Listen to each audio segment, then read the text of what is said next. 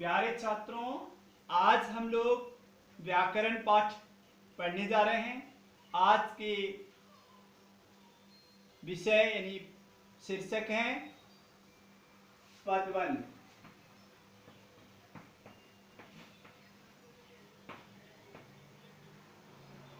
ठीक है, तो आज हम लोग कौशल पाठ यानी व्याकरण पाठ का पदबंध विषय पर चर्चा करेंगे, समझाएंगे। आप लोग ध्यानपूर्वक सुनिए। तो इस पाठ को समझने से पहले आप लोगों को अन्य कुछ विधाओं पर नॉलेज होना चाहिए यानी जानकारी होनी चाहिए। वो क्या है? पहले आपको वर्ण के बारे में जानना होगा, फिर शब्द के बारे में जानना होगा, फिर वाक्य के बारे में जानना होगा और फिर पद के बारे में जानना होगा। और इन विषयों को जानने के बाद ही आप पदबंध के बारे में विस्तार से जान सकेंगे या समझने में आप लोगों को सहज होगा। तो सर्वप्रथम वर्ण। भाषा की लघुतम इकाई वर्ण होती हैं। इन्हीं वर्णों के सार्थक संयोग से शब्द बनते हैं। सार्थक शब्दों के संयोग से वाक्य बनते हैं और वाक्य में प्रयुक्त शब्द को ही पद कहलाता है। तो ये विषय पर यानी ये सारी विषयों पर आपको शब्द और पद पाठ में विस्तार से समझाया गया था, शायद आप लोगों को याद है। आज हम लोग पदबंध के बारे में विस्तार से जानकारी प्राप्त करेंगे। तो पदबंध क्या है? एक इकाई के रूप में व्याकरणिक कार्य करने वाले एक से अधिक पदों का योग पदबंध कहलाता है। दोबारा सुनिए, एक इकाई के रूप में व्याकरणिक कार्य करने वाले एक से अधिक पदों का योग पदबंध कहलाता है। तो अब हम लोग पदबंध का डेफिनेशन यानी परिभाषा तो जाना, यह सीख लिया, लेकिन पदबंध किसे कहते हैं? पदबंध क्या वाक्य होता है?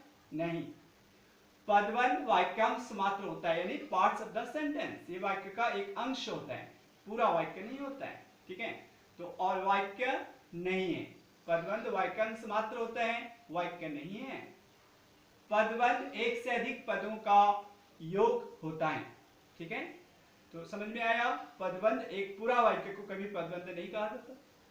पदबंध वाक्य का अंश होता है यानी वाक्य का एक भाग होता है, जिस भाग को हम पदबंध कहते हैं।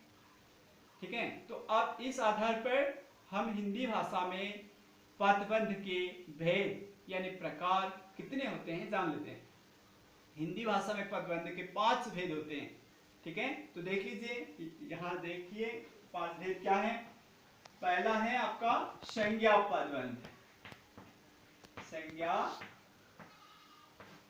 पदबंध। और सेकंड नंबर पर है सर्वनाम पदबंध।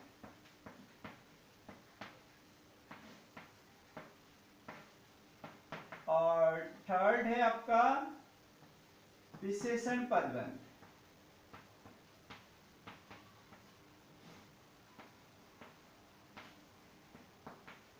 फोर्थ नंबर यानी 4 नंबर पर है क्रिया पदबंध।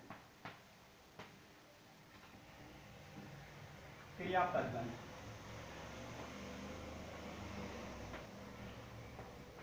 और 5 नंबर पर है आपका क्रिया विशेषण पदबंध।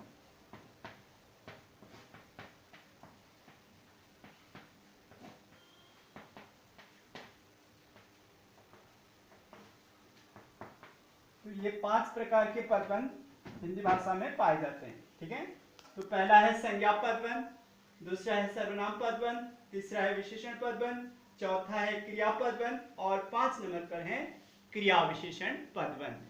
ठीक है, तो आप लोग को समझ में आ गया। पदबंध के 5 भेद होते हैं: संज्ञा पदबंध, सर्वनाम पदबंध, विशेषण पदबंध, क्रिया पदबंध और क्रिया विशेषण पदबंध।